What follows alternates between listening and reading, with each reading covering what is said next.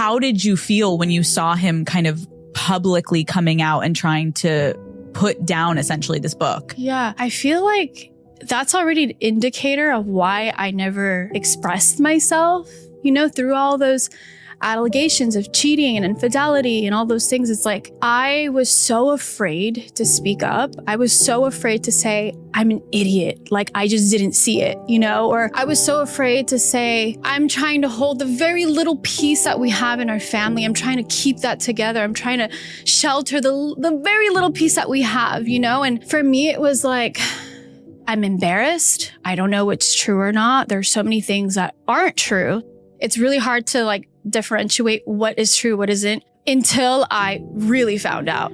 Okay. We're going to go all the way back because I feel like we know you as the Ace family. We know you as Catherine, a part of the Ace family. But I think it's important, and you talk about this in your book, I want to just lightly talk about your life before all of this. Describe what was your experience growing up in your family dynamic? My mom was born in Nicaragua.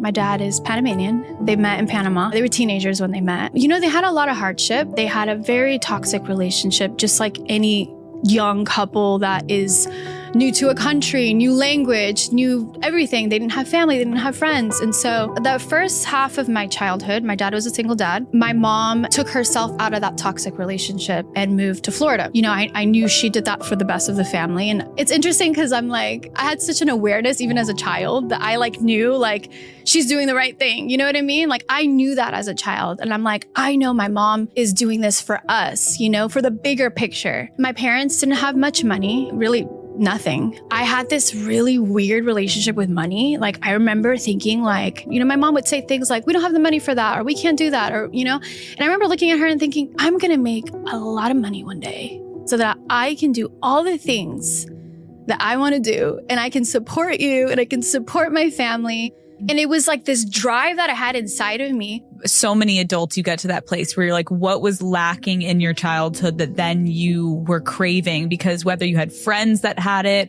or you were told you couldn't have it, then it's almost like that goal in your head, which then we'll get to because then you eventually got all of that.